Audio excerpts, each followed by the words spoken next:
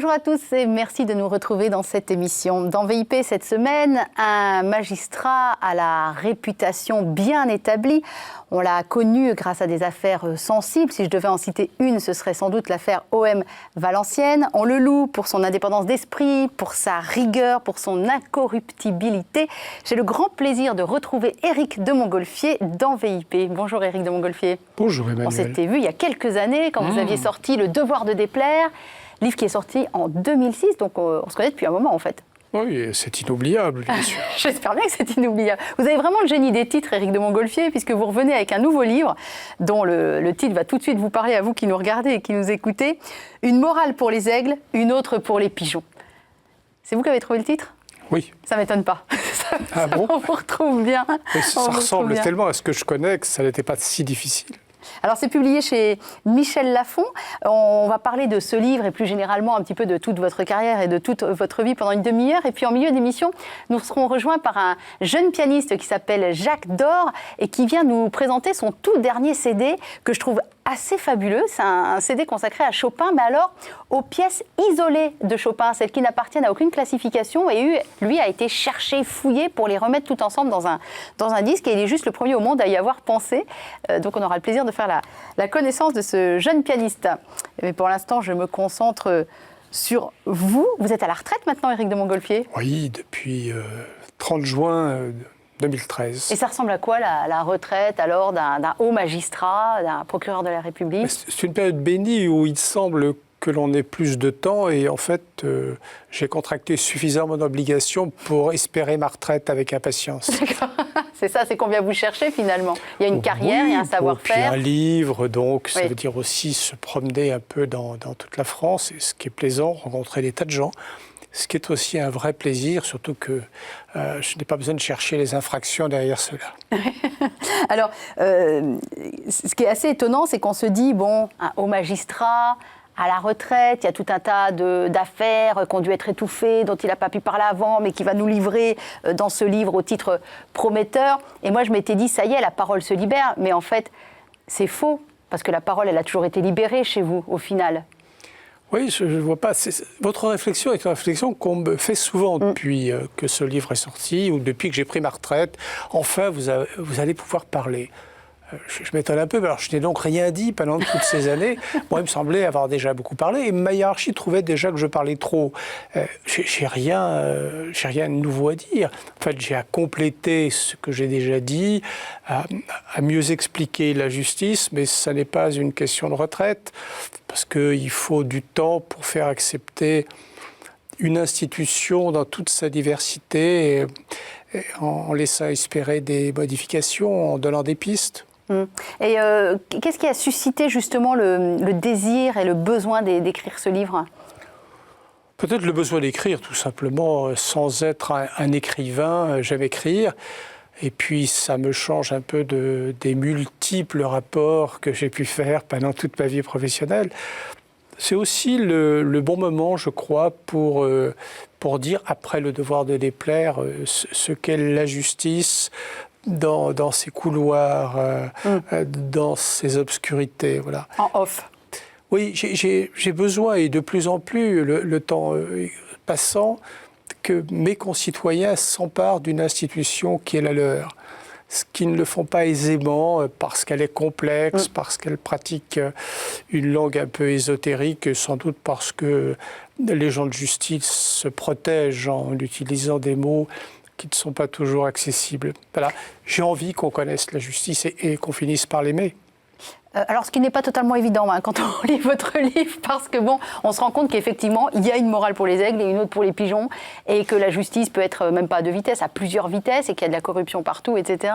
Qu'est-ce que vous en avez compris, vous, de la justice, avec un J majuscule, au terme d'une carrière bien remplie, qui vous a amené à Chambéry, Nice, Valenciennes avant, bien sûr, Bourges. Précisément qu'il ne fallait pas y mettre une majuscule. Ah, oui. Oui, parce qu'elle est rendue par des hommes. Oui, c'est sans doute ce que j'ai appris de plus vrai sur la justice. La justice est un idéal que sert une institution. Mais l'institution ne peut pas être idéale parce qu'elle est aux mains des hommes.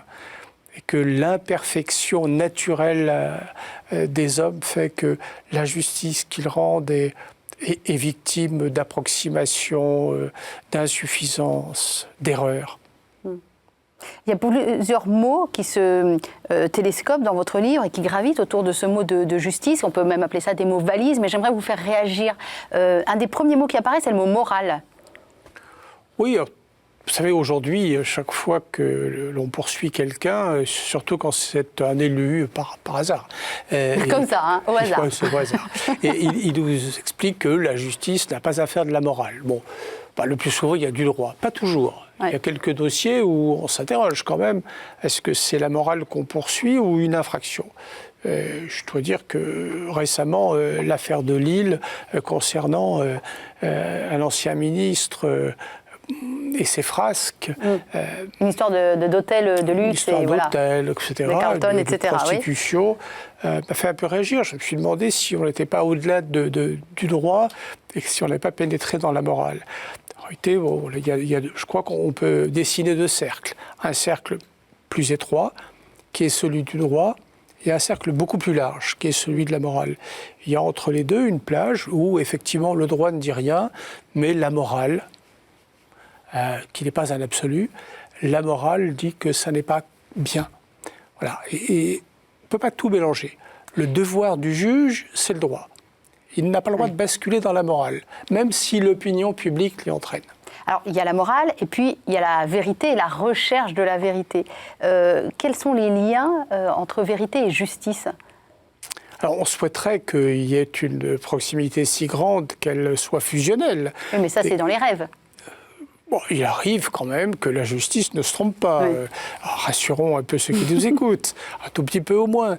Mais c'est vrai que la vérité, c'est un exercice terrible. Comment être sûr qu'on a la vérité ? Je crois qu'il faut que les magistrats fassent preuve d'une certaine humilité et qu'ils n'aillent pas au-delà du raisonnable. La justice parvient à une vérité qui est la vérité judiciaire. Alors c'est vrai que d'un côté on a la vérité, l'honneur, la liberté individuelle, et puis on a l'impression que de l'autre côté, quand on vous lit, on a le pouvoir, les corruptions, les bassesses, et que votre vie à vous, telle que vous l'avez chevauchée en tout cas, a été de lutter contre tout ça. Vous avez l'impression d'avoir réussi ?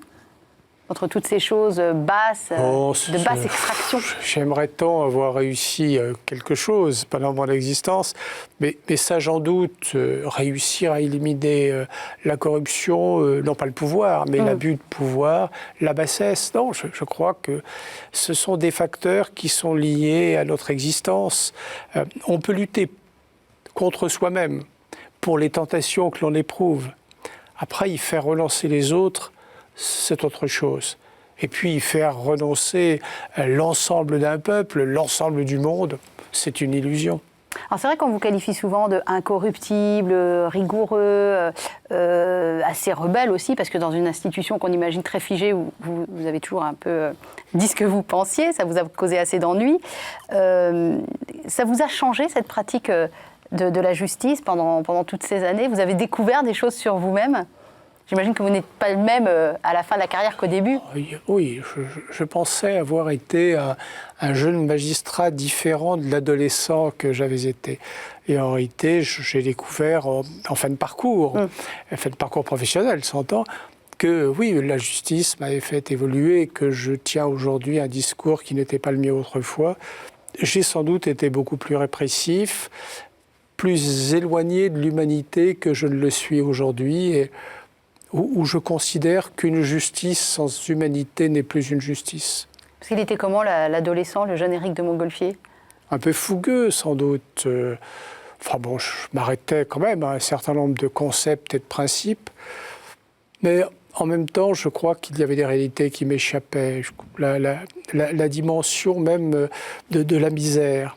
Si vous voulez, le problème des banlieues, par exemple, des cités où l'on concentre tous les plus pauvres, j'en avais pas du tout la même vision. Je n'y voyais que la possibilité de la délinquance, sans en comprendre les mécanismes. Et aujourd'hui, si j'ai une vision différente sur la justice, sur la société, sur la prison, c'est parce que j'ai appris progressivement à découvrir l'humanité. Et cette envie ou ce besoin de justice, il est arrivé à quel âge? Vous saviez déjà jeune que vous vouliez entrer dans cette carrière-là de magistrat? C'est pas le même besoin que celui qui était initial. Pourquoi est-ce qu'on devient magistrat? C'est une chose dont je ne cesse de penser que je n'aurai jamais la réponse. Voilà. Vous vouliez faire quoi petit? J'hésitais entre être chirurgien et magistrat, ou avocat, mais homme de justice, s'entend. Chirurgien, c'était pas possible, c'était trop de mathématiques, de physique-chimie pour mon goût, donc j'ai renoncé, mais j'aurais aimé. Aimer sauver des vies, c'est extraordinaire quand on est adolescent. Plus tard aussi, j'imagine, j'espère. Et puis la justice m'a paru un exercice extraordinaire parce qu'on était au milieu des hommes et qu'on avait une possibilité, non pas de changer leur destin, mais d'influer sur la vie. Alors c'est très présomptueux. Et puis après, on se rend compte que c'est plus vraiment le cas, que la marge de manœuvre est plus qu'étroite, mais en même temps, on peut contraindre ses concitoyens à avoir une autre vision d'une société et peut-être à leur faire partager l'idée que on ne peut pas, au nom de ses égoïsmes, s'abattre sur les autres. Oui, mais alors quand vous voyez une histoire qui émerge comme le mur des cons, tout le monde s'en souviendra, qui avait été affiché dans les locaux de la magistrature, ça ne vous fait pas désespérer un peu de vos collègues? Non, je sais bien que partout où je vais, désormais, on m'en parle. Je crois que je n'ai encore jamais parlé de la justice sans qu'on me parle du mur des cons. Donc le mur des cons, il y avait combien de photos là-dessus sur ce... Je ne sais pas, je n'ai pas regardé le détail. J'ai vu qu'il y en avait quelques-unes dont le moins qu'on puisse dire est qu'elles n'auraient pas dû y figurer. Voilà, ils avaient épinglé tout un tas de personnes qui ne supportaient plus. Quand même, serait-ce des cons? Est-ce qu'il fallait mettre leurs photos et puis pourquoi ceux-là plutôt que d'autres? Tout ça n'a pas de sens. C'est une sorte d'exutoire, quoi. Oui, mais le problème, c'est que ce sont des magistrats qui s'y sont livrés. Et que ce faisant, ils ont porté atteinte à la justice. Moi, ce qui me paraissait initialement être une pochade un peu malsaine, progressivement m'est apparu, parce qu'effectivement, ça a suscité des réactions qui ne sont pas anormales. Ça m'est apparu comme indigne de ceux qui prétendaient rendre la justice. Vous dites, alors je vous cite dans votre livre, dont je rappelle le titre, « Une morale pour les aigles, une autre pour les pigeons ». Je ne peux pas m'empêcher de le dire sans sourire. Vous dites, trop souvent la cour d'assises, donc là on parle de la cour d'assises, semble une pièce de théâtre dans laquelle chacun est prié de jouer son rôle avec l'espoir qu'il s'y tiendra. Et c'est vrai que quand on a assisté une seule fois à un procès dans sa vie, c'est exactement l'impression qu'on a d'une pièce de théâtre. C'est une métaphore qui a déjà été beaucoup filée. Ça vous a dérangé cet aspect théâtral? Vous en avez joué? Vous vous êtes appuyé dessus? Ou vous l'avez rejeté toutes vos forces? Jeune, j'ai sans doute joué avec cet aspect théâtral parce que, bon, j'avais 25 ans. Hein. C'est pas l'âge optimal, à mon avis, pour rendre la justice. Mais je ne sais pas s'il y a un âge, d'ailleurs, pour cela. Mais j'étais jeune et ce côté m'a sans doute un peu séduit. Et puis, avec le temps, je me suis rendu compte à quel point il suffisait de peu pour que l'équilibre soit faussé et que la balance de la justice en soit faussée. Imaginez ce théâtre où quelqu'un joue un peu plus mal son rôle qu'un autre, et l'autre le joue trop bien. Que va-t-il en sortir? C'est le meilleur comédien qui s'en sort, et pas forcément celui qui a la vérité. J'ai peur quelquefois que ce soit ça, surtout que rares sont les preuves vraiment intangibles. Souvent on hésite, c'est arrivé plusieurs fois, de demander des acquittements ou d'ouvrir la porte à des acquittements, parce qu'en fin de compte, il ne me paraissait pas certain d'avoir affaire à un coupable. Alors, vous vous rendez compte si... Il vaut mieux libérer un coupable que condamner un innocent, bien sûr. C'est indéniable, on vous dira le contraire, mais je sais aujourd'hui que j'aurais peut-être hésité autrefois, au début, mais je sais aujourd'hui qu'il ne faut pas hésiter. Et qu'une société, si elle veut rester digne de ce qu'elle est, de ce à quoi elle prétend, doit préférer libérer un coupable que condamner un innocent. Et l'affaire Doutreau, ça vous a renforcé dans cette conviction-là? Non, parce qu'elle était acquise. Ce qui m'a gêné dans l'affaire Doutreau, c'est que malgré tout, il n'en est rien sorti. Beaucoup de bruit pour rien. Beaucoup d'humiliation, beaucoup d'innocence bafouée pour rien. Est-ce que nous ne savons plus tirer les leçons de ce qui nous arrive? Je crains que oui. Est-ce que vous, dans votre carrière, Éric de Montgolfier, vous avez vécu, alors peut-être pas un échec, mais quelque chose que vous avez vécu comme un échec, vous, qui vous poursuit, qui vous hante, parce que c'est pas clair encore aujourd'hui ou... Oh, des échecs, non, parce que je n'ai pas le sentiment de l'échec, si vous voulez. Il m'est arrivé de poursuivre des gens et de ne pas parvenir à les faire condamner. Bon. Et c'est pas un échec? Non, ça ne peut pas être un échec. Ça peut pas être mais un si échec. vous êtes persuadé de leur culpabilité? Mais oui, bon, bah oui. Ce que je vivrais mal, c'est d'apprendre dans des affaires de mœurs, par exemple, que la personne qui est passée à travers la maille du filet a recommencé et a provoqué d'autres victimes. Mais j'en ai pas en mémoire. Non, ce qui m'a le plus frappé, c'est un jour d'avoir, en cour d'assises, requis contre un garçon qui avait tiré sur son père au retour du travail. Et il était poursuivi pour parricide. Donc on lui reprochait d'avoir voulu le tuer. Effectivement, la balle n'était pas passée loin de points vitaux, mais il ne l'avait pas tué. Et j'ai requis en disant c'est un parricide, il a voulu le tuer. Et des années après encore, j'étais vraiment très jeune, enfin j'avais pas 30 ans quand j'ai requis cela. Des années après, je me demande si je ne me suis pas trompé. J'aurais dû lui laisser plus de chance dans l'idée qu'il n'avait pas voulu tuer son père, mais juste lui faire peur. Peut-être le blesser, mais juste lui faire peur, ce qu'il soutenait. Il a été condamné pour parricide. Bon, il est sorti de prison depuis, certain, mais en même temps, il risque d'emporter le poids à vie de ce que j'ai requis contre lui et de ce pourquoi il a été condamné. C'est injuste, même s'il a vraiment tiré. L'analyse de ce qu'il a fait, est-ce que je me suis trompé? Quand c'est comme ça, sur des cas de conscience, je vais rentrer un tout petit peu dans votre vie privée, mais par exemple, vous pouvez vous en ouvrir à votre épouse? Est-ce qu'une épouse de magistrat écope un petit peu de tous les doutes de son magistrat de mari? Ça, on peut même dire qu'elle écope ses doutes.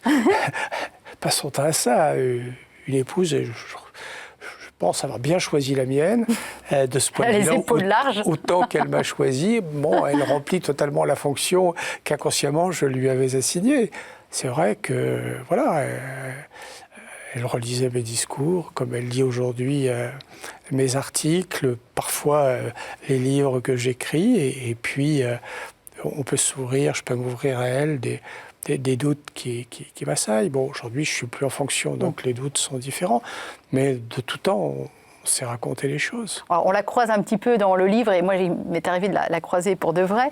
Et c'est drôle parce que, tout en étant très différente de vous, elle n'est dupe de rien, elle non plus. Ni des applaudissements, ni des vagissements que vous avez pu aussi recevoir. On sent qu'elle a été formée aussi à la dure en vous suivant pas après pas et après tous les coups que vous avez pu recevoir aussi. Je crois que c'est finalement ça un couple, ça au moins je l'ai appris dans mon existence. Je le vois pour ceux qui se séparent assez rapidement quand quelque chose de grave se produit. Ou que simplement une difficulté se produise. Parfois le chômage, simplement j'ai un exemple en tête d'un couple qui se sépare parce que lui, semble-t-il, a perdu son emploi. Enfin, c'est une des raisons en tous les cas. Et je me dis que ça ne pouvait pas nous arriver. C'est un bel hommage, hein. J'espère que vous nous regardez, hein, Madame de Montgolfier. Quand on cherche dans l'histoire, le premier procès qui a pu avoir lieu, en tout cas, je ne sais pas si c'est le premier, vous avez peut-être d'autres exemples, mais le premier auquel on pense, c'est celui de Jésus, avec Ponce Pilate et son fameux « je m'en lave les mains ». Vous le citez d'ailleurs, hein, dans votre ouvrage. Ça fait beaucoup réfléchir quand on fait des études de magistrature, ce procès de Jésus, la manière expéditive, pour ne pas dire autre chose, dont il a été mené. Ça a été pour vous un objet de réflexion, un outil de réflexion? Oui, j'avais un exemple de réflexion, puisque j'ai rencontré au cours de près de 40 ans de vie professionnelle nombre de magistrats qui ont joué les Ponce Pilate sans même peut-être s'en rendre compte, en disant, bon voilà, dans cette affaire, on n'a peut-être pas assez de preuves, ni dans un sens, ni dans un autre, donc on va aller devant le tribunal, et puis le tribunal décidera. Ça, c'est le geste typique de Ponce Pilate. Je ne sais pas trop, ça m'embarrasse, laissons à un autre le soin de décider. Or, la responsabilité du magistrat, c'est de décider, pas de faire décider les autres. Mais on connaît des tas d'exemples comme ça. Vous savez, on dit que Patrick Henry n'avait pas été condamné à mort parce que le président de la République avait dit « s'il est condamné à mort, je le ferai exécuter ». Ça voulait dire qu'il transférait au jury, à la cour et au jury de la cour d'assises de l'Aube, je crois, la responsabilité. Il savait que s'il le condamnait à mort, il serait exécuté. Autant dire qu'il devenait responsable de son exécution. Ils n'ont pas voulu l'être. Donc, ils ont choisi de ne pas me prononcer la mort. Peut-être qu'il y avait d'autres causes, mais je trouve que souvent c'est une analyse qu'on peut faire des décisions de justice. Le tribunal n'est pas trop sûr, oh, la cour d'appel tranchera. Eh bien non, ça n'est pas possible. On ne peut pas s'en remettre aux autres. Et vous, qui êtes croyant, il vous est déjà arrivé de prier avant un procès, ils sont tous importants de toute façon, hein, mais avant de rendre une décision ? Est-ce que ces deux domaines-là s'imbriquent et se mélangent chez vous, Éric de Montgolfier ? Non, parce que la simple question que vous posez laisse penser qu'il y a des moments où on y pense. Moi, je crois qu'il faut y penser tout le temps. On ne peut pas prier, exaucez-moi, éclairez-moi. Alors, c'est le premier jour jusqu'au dernier qu'on a envie d'être éclairé. Donc, pourquoi une prière ? Est-ce qu'il y a des affaires à prière et d'autres qui ne le mériteraient pas ? Moi, je crois que tout acte de justice peut entraîner des griefs, entraîner un préjudice. Vous savez, on ne se rend pas assez compte, on ne veut pas s'en rendre compte dans notre société que poursuivre quelqu'un, le faire justement condamner, puis incarcérer, c'est aussi punir ceux qui l'entourent et qui n'y sont pour rien. Est-ce que la femme est responsable des actes de son mari ? Ça arrive, mais dans la plupart des cas, non. Est-ce que les enfants le sont ? Et pourtant, tous porteront le poids de cet acte-là et de la condamnation, si juste soit-elle qui suivra. En parlant de condamnation, c'est l'image qui me vient tout de suite. Je parlais de Ponce Pilate, mais d'un seul coup, je pense à la femme adultère, que tout le monde va lapider. Ça aussi, c'est un exemple qui a pu éventuellement vous faire réfléchir sur ce que pouvait être l'humanité ou ce que pouvait être la justice ? Non, ça me fait réfléchir sur ce qu'est l'homme. Il y a peut-être d'autres passages de la Bible qui vous parlent plus que cela, hein. Oui, moi je crois à la parabole des talents. Je n'ai pas cessé, ça reste de mon enfance et de l'éducation religieuse que j'ai reçue le plus fort. On doit rendre plus qu'on a reçu. Et ça, je le dis à tous ceux qui ont reçu et qui oublient qu'ils ont reçu. Rendez plus. En cela, vous serez un homme. Aujourd'hui que vous êtes à la retraite, Éric de Montgolfier, comment vous pouvez encore, vous nous disiez être très occupé, mais donner plus que vous avez reçu ?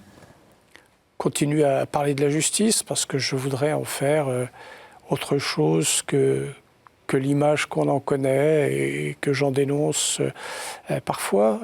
Oui, c'est beau la justice, c'est vraiment l'idéal, mais est-il nécessairement inaccessible ? En tous les cas, on peut s'approcher de cet idéal.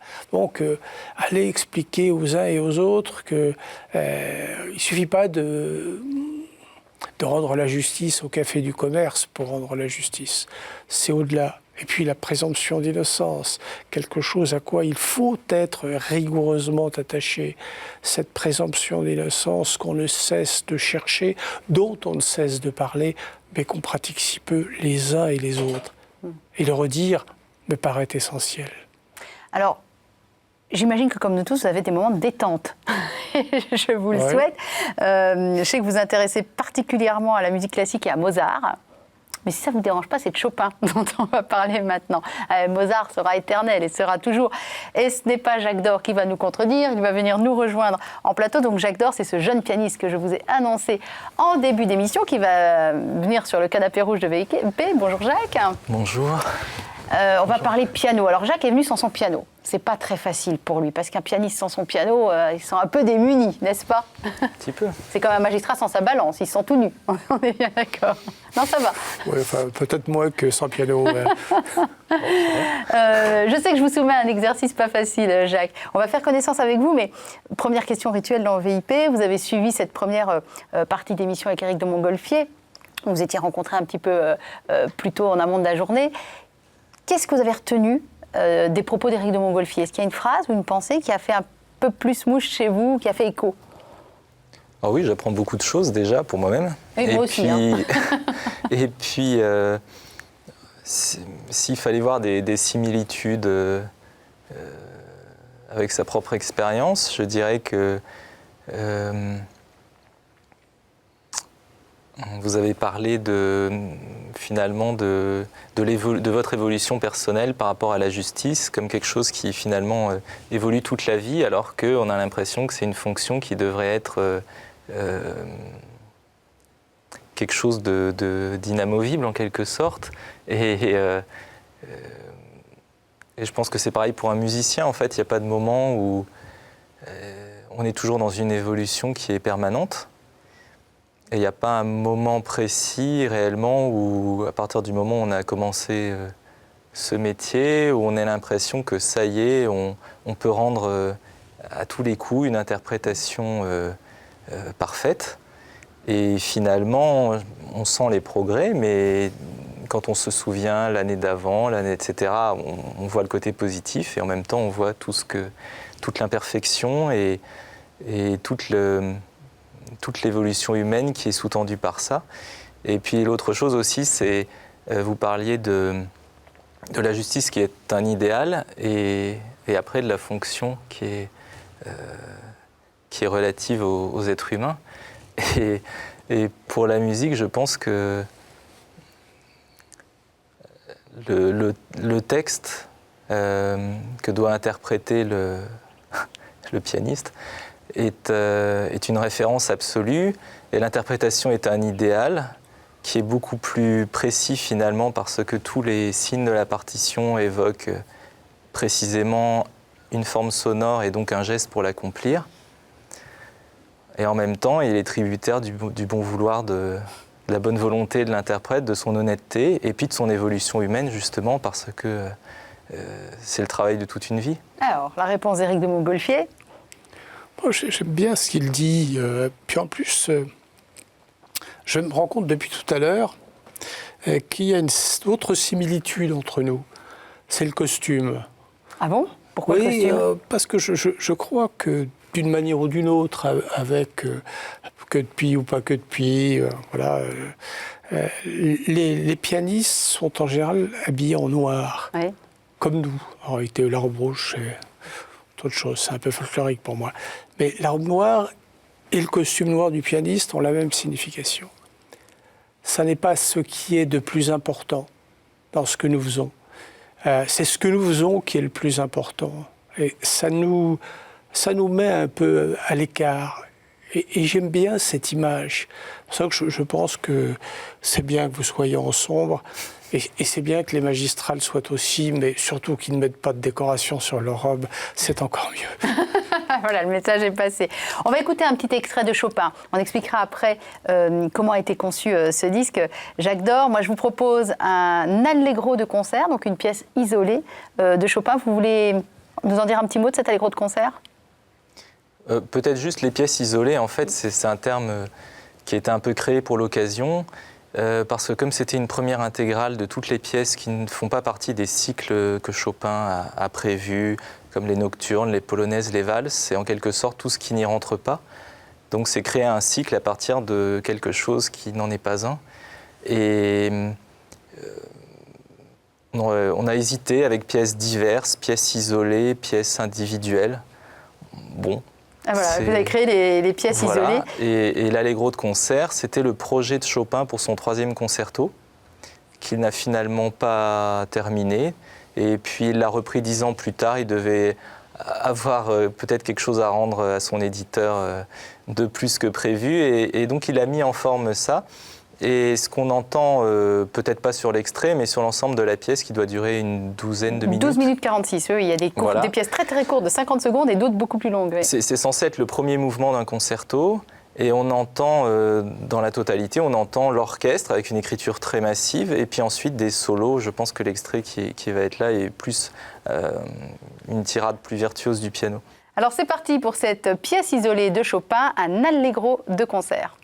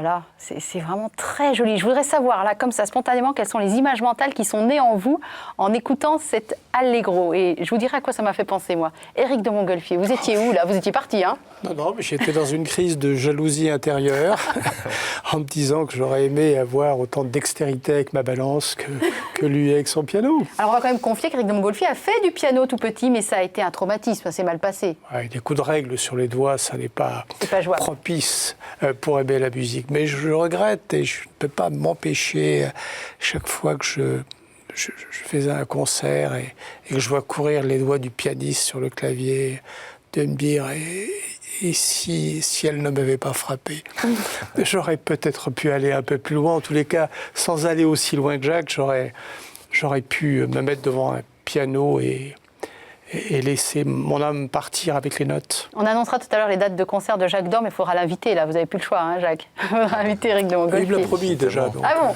Alors, quelles images mentales? Vous voyez en train de jouer? Vous voyez plutôt la partition? Ou vous décollez complètement? Bah là, tout de suite, comme je réécoute assez rarement mes disques, sauf pour choisir les extraits pour l'émission, ça m'a refait penser à l'enregistrement qui date d'il y a déjà plus d'1 an. Donc ça me remet dans quelque chose dans lequel je suis plus trop et je compare avec ce que je ferais aujourd'hui si je devais le rejouer. D'ailleurs, je dois le rejouer, mais voilà, c'est plus un côté plus technique qui me vient à l'esprit. Ouais. Alors moi, je me trompe ou ça préfigure déjà un peu Debussy dans ce qu'on entend là? Je dis peut-être une grosse bêtise, hein, mais j'ai l'impression de reconnaître certaines... Chopin, en général, préfigure Debussy, certainement. D'accord. Oui. Oh, bon, d'accord. Je dis quelque chose de très banal, en réalité, que j'ai l'impression de découvrir. Si. En général, on pense plus à des pièces avec des envolées nébuleuses et des effets sonores. Là, c'est la virtuosité très... c'est étonnant chez Chopin, d'ailleurs. C'est presque pas proche de Liszt, mais chez Chopin, la virtuosité n'est jamais gratuite. Elle est toujours expressive. Et là, quand même, il y a une surabondance de virtuosité qui est propre à cette pièce, qui est assez étonnante.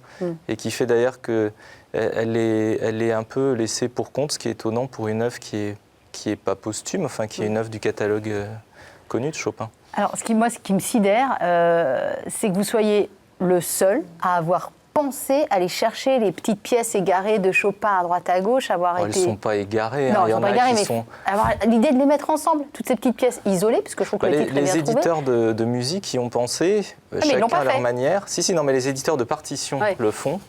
Non, mais ça n'a pas été enregistré. En disque, il faut toujours...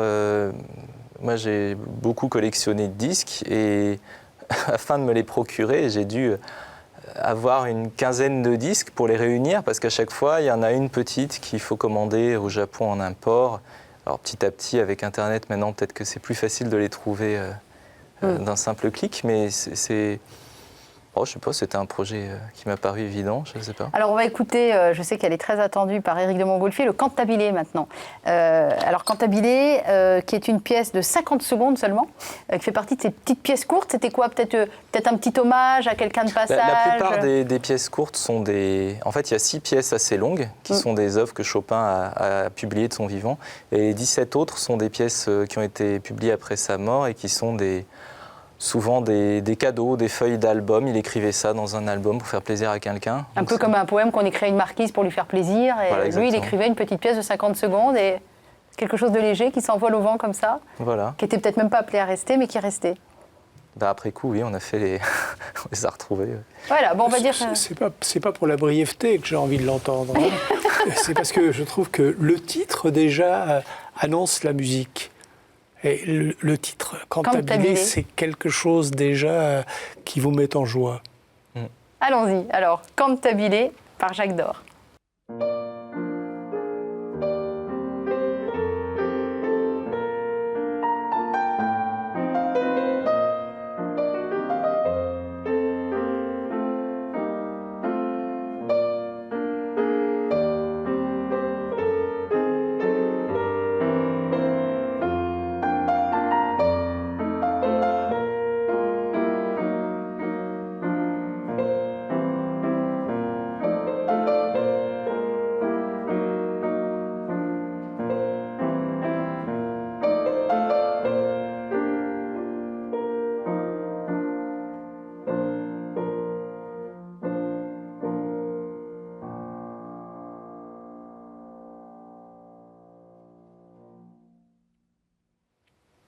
Ça vous a mis en joie, Éric de Montgolfier, puisque vous l'attendiez? Plutôt en rêverie qu'en joie, d'ailleurs. Enregistré sous les ors d'une bibliothèque. Oui, alors c'est la bibliothèque de Versailles qui se trouve être l'ancien hôtel des affaires étrangères, enfin sous Louis XV, ou Louis XVI, ou les deux. Et, avec des vieux livres, avec le bois qui craque tellement qu'ils sont obligés de recommencer l'enregistrement parce qu'il y a du bois qui craquait dans tous les sens. C'est arrivé, oui. Mais on a vraiment été très, très, très bien accueillis et c'était très, très agréable. Et ça donne aussi une ambiance et un thème particulier à un album. À l'endroit où c'est enregistré, c'est important, souvent. Oui, oui, c'est... Ça fait un très très bon Chopin souvenir. comme endroit. Ça fait très Chopin. On va décoller un petit peu de Chopin. On va y revenir à la fin de l'émission. Là, vous la montrez pas. Mais tout à l'heure, quand on préparait l'émission, on voyait briller une médaille. Je ne sais pas si vous l'avez vu, Éric de Montgolfier. Est-ce que vous voulez bien nous la sortir? C'est quand même pas anodin de porter une médaille. Elle n'est pas cachée. Hein. Elle n'est pas cachée, montre-la. Le bouton avec le micro. Bah oui, il nous l'a joué concertiste, donc il a fermé son bouton. Et c'est une médaille de la Vierge Marie, c'est ça? C'est la médaille miraculeuse. C'est la médaille miraculeuse que vous portez en permanence. C'est ma médaille de baptême. Je sais que vous ne vous définissez pas comme artiste catholique, mais ça fait partie de votre vie. Vous avez été élevé dans la religion chrétienne. Je suis un artiste qui suis catholique. Ouais. Mais artiste catholique, je ne sais pas. Catholique artiste? Je ne sais pas si vous vous définiriez comme magistrat catholique. Montrez-nous là la médaille, parce que je l'ai annoncée et personne ne la voit. Il y a, comment dire... Ça fait partie de votre vie. Ah oui, oui, oui. Mais comment dire... ça définit davantage ma relation avec Dieu que comment dire, si je me vends comme artiste catholique, j'aurais l'air de garantir une sorte qu'il y a quelque chose de spécial dans mon interprétation qui peut rejoindre les cathos. Non, c'est pas ça. C'est comment dire, je suppose que l'interprète est là pour être un vecteur entre le compositeur, qu'il soit mort ou vivant, et les spectateurs. Donc je transmets ça. Si j'ai quelque chose, ce que la foi m'apporte, ça doit peut-être s'entendre ou pas s'entendre, mais je ne peux pas en garantir quelque chose qui aurait un lien, une étiquette en fait. C'est plus un rapport personnel en fait. Ça vous va comme définition de l'artiste tel qu'il se définit lui-même, Éric de Montgolfier? Oui, je crois que ce serait être présomptueux que de se présenter comme un artiste catholique. Voilà. On est catholique ou on ne l'est pas d'ailleurs, on est chrétien ou on ne l'est pas. Mais le fait d'être artiste ou d'être magistrat ne devrait rien y changer. On peut être changé dans sa pratique, peut-être plus facilement pour un magistrat que pour un pianiste, à mon avis, par le fait d'être chrétien. Parce que c'est vrai qu'il y a un certain nombre de principes que l'on peut mettre en action dans une pratique professionnelle. Là, je ne suis pas sûr, à moins de penser que Dieu ne guide vos doigts, je ne suis pas sûr que ça va changer grand-chose. Ah bah ça fait partie de ma vie, mais... C'est votre vie. Mais... C'est vous. Voilà, c'est... Je sais pas. En fait, je m'imaginerais... Il y a toujours des questions saugrenues. C'est des questions de journalistes. Non, mais en tant qu'artiste catholique, je m'imagine que je devrais remplir, par exemple, la fonction de jouer des œuvres catholiques, par exemple. Non, mais Bach n'était pas catholique. Non. De jouer, par exemple, des morceaux dont les titres sont religieux. Or, pour moi, si vous voulez, par exemple, les dernières sonates de Beethoven sont beaucoup plus profondes et mystiques que, par exemple, la petite messe solennelle de Rossini qui est géniale, mais qui tient davantage de l'opérette. Donc j'allais dire, je me mettrais à me spécialiser dans un domaine qui n'est pas du tout garant de profondeur. Ah, c'est bien défendu. C'est pas votre premier CD, hein, Jacques Dore. Vous aviez sorti, il y a déjà quelque temps, un récital de Noël donc, qui regroupait des pièces pour piano de différents compositeurs, Mendelssohn, Tchaïkovski, Liszt, Bartók, Messiaen, etc. Et voilà des œuvres dont certaines sont tout à fait catholiques. Voilà, autour de pièces de Noël. Et puis, alors, je voudrais surtout insister sur François Leclerc. Là, c'est particulier. On avait quelqu'un qui est un de nos contemporains, qui fait partie de vos maîtres, qui crée de la musique, et vous avez décidé de le jouer. Et alors là, pour le coup, on est sur du très chrétien quand même, parce que la pièce qu'on va écouter s'appelle Sacrifice, et le sacrifice dont on parle, c'est le sacrifice de Jésus sur la croix quand même. Oui. Là, on est en plein dedans. Vous nous présentez un petit peu François Leclerc, avant qu'on lance l'extrait ? Alors François Leclerc est un compositeur né en 1950. qui, je pense, en France, était assez connu par ses écrits, alors qu'il a été joué beaucoup à l'étranger, mais il n'avait pas été enregistré en France. Et ça m'a paru assez évident, en fait. D'une part, la poétique des œuvres m'a beaucoup plu, et puis deuxièmement, sa recherche même, je sais pas comment dire, son éthique de compositeur fait que déjà, il sortait d'une catégorie. C'est pas facile de définir les compositeurs.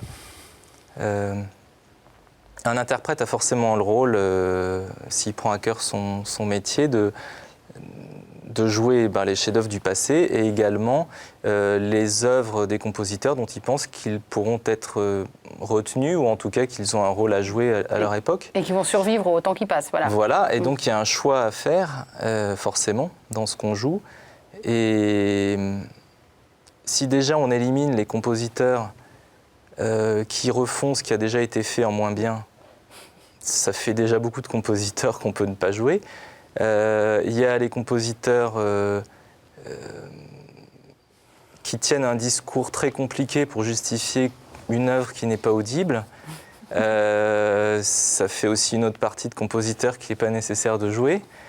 Et François Leclerc m'a frappé autant par son esthétique que par son discours, qui est un discours qu'il n'affiche pas. Je veux dire, quand je joue les œuvres de François Leclerc, je ne propose pas un programme qui fait 15 pages pour expliquer pourquoi ce que je vais jouer est beau. Je le joue et puis on aime ou on n'aime pas. Ah bah écoutez, voilà. on va découvrir ça ensemble, Éric de Montgolfier. On vous écoute, Jacques Dore. Et le baryton qui chante, parce que c'est un lead, s'appelle Simon de Gligny-Asti. Voilà, je tenais à le signaler. On tient à le signaler, c'est un de vos amis aussi. Alors on écoute François Leclerc dans ses œuvres, il s'agit donc de Sacrifice.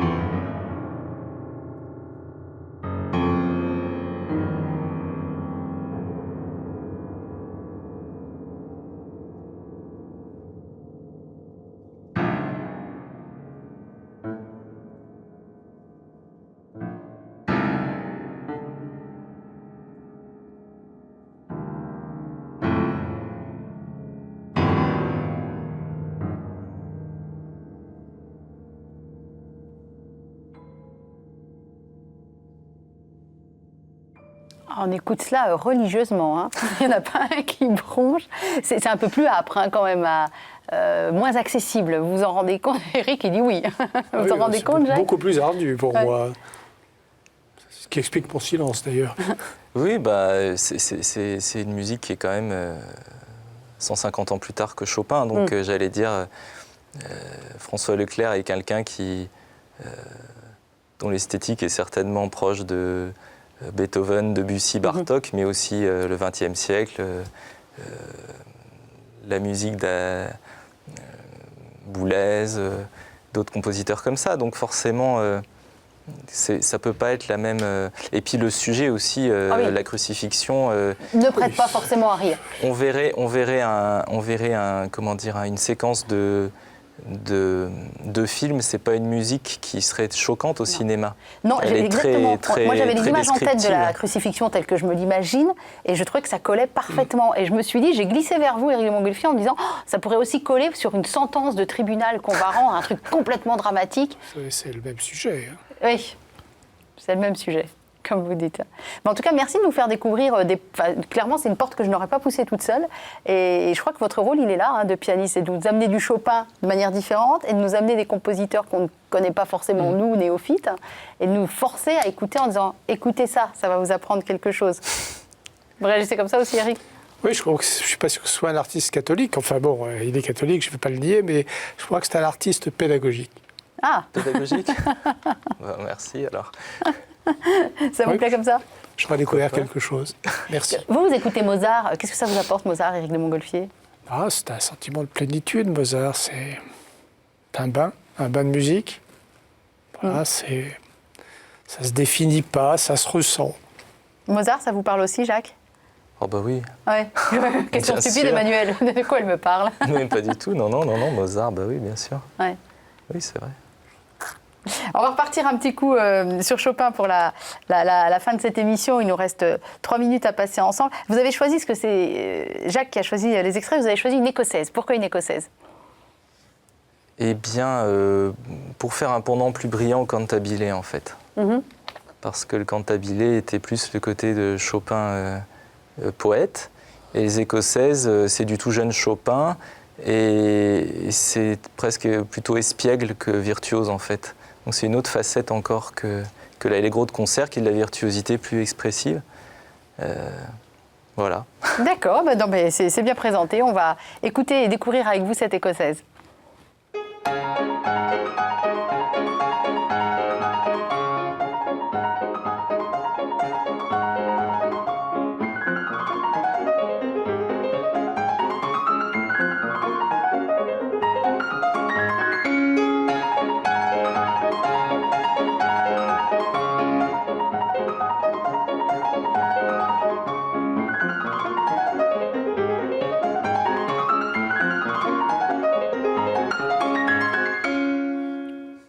Ah mon Dieu que c'est agréable. C'est la résurrection là. Ça change. Éric de Montgolfier, alors ça c'était pas préparé et c'est pas très sympa ce que je vais lui faire. Vous citez dans l'épilogue de votre livre un poème de Robert Lee Frost. Vous pouvez il nous livre de la musique depuis tout à l'heure. Vous pouvez nous en livrer un ou deux vers qui vous parlent plus particulièrement. Je l'ai transposé pour le rendre plus direct. En réalité, c'est quelque chose que m'avait dédié un procureur général avec lequel j'avais des relations soutenues, et à un moment de ma vie professionnelle qui était un peu difficile, où il fallait vraiment se battre pour parvenir à faire passer la justice.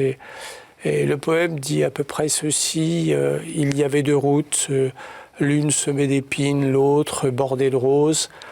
J'ai choisi celle qui était bordée d'épines, et c'est cela qui changeait tout. Ça, c'est un chemin de vie, là. On est sur... On va pouvoir tracer les 50 ans qui viennent. Merci. Alors, je voudrais rappeler vos actualités. Alors, grosse actualité, hein, Jacques. 17 juin 2015, on vous attend dans le Salon d'honneur de la mairie de Versailles, dans le cadre d'un festival du mois, le festival Molière. Oui, tout à fait. Voilà, récital Chopin avec donc ce programme, des pièces isolées qu'on pourra retrouver au théâtre de l'île Saint-Louis les 3 et 10 juin. Il y a tout un tas de dates. Il va falloir remettre votre site internet à jour, Jacques. Je ne vais pas y arriver sinon. Il y a tout un tas de dates au théâtre de l'île Saint-Louis. Allez vous renseigner le 2, 4, 5 et 9 juin 2015 avec plutôt là, les grands classiques du piano. Donc on sort de Chopin et on ramène tout un tas de copains. Oui, voilà, des pièces très...